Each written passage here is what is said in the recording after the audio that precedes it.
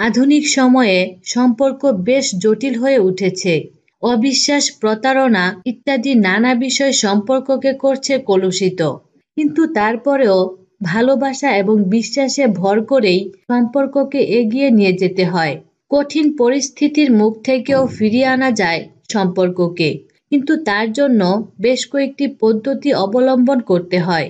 সেই পন্থা মেনে চললেই বাঁচানো যাবে ভাঙনে বসা যেকোনো সম্পর্ককে।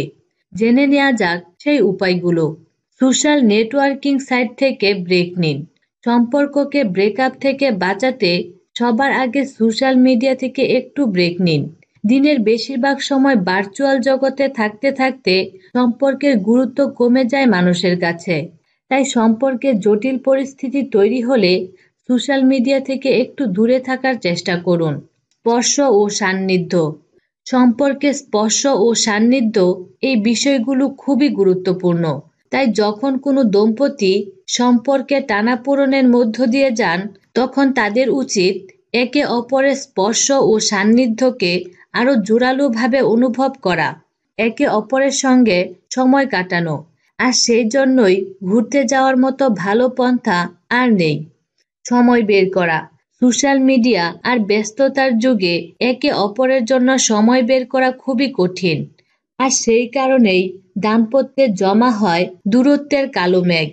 সম্পর্ককে টিকিয়ে রাখতে একে অপরের জন্য সময় বের করা খুবই জরুরি। একে অপরের জন্য ভাবাও গুরুত্বপূর্ণ। তাই সম্পর্ককে টেকাতে প্রেমপত্র লেখা বেশ গুরুত্বপূর্ণ।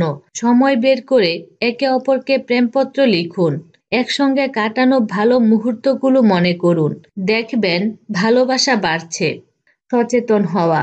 সম্পর্ক বাঁচাতে নিজেদের সম্পর্কের বিষয়ে সচেতন হন। সম্পর্ককে পরিণতি দিতে নিজেদের প্রতি দায়বদ্ধ হন। ঠিক কিভাবে চালালে সম্পর্ক সঠিক দিশায় এগোবে তা নিয়ে দুজনে আলোচনা করুন। তবেই সমস্যার সমাধান খুঁজে পাবেন। একটি সম্পর্কের ইউএসপি যৌনতা না হলেও যে কোনো প্রেম গঠিত সম্পর্কে যৌনতা গুরুত্বপূর্ণ ভূমিকা পালন করে। তাই সম্পর্কে অশান্তি তৈরি হলে প্রাথমিকভাবে সেই সমস্যাগুলোকে পাশ কাটিয়ে একে অপরের সঙ্গে যৌন সম্পর্কে লিপ্ত হন। একসঙ্গে অনেকটা সময় কাটান।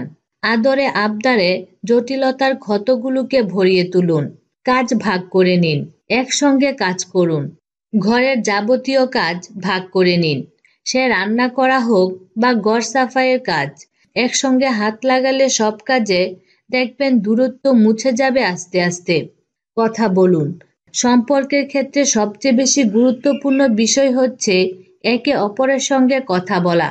তাই যে কোনো পরিস্থিতিতে চেষ্টা করুন একে অপরের সাথে কথা বলার।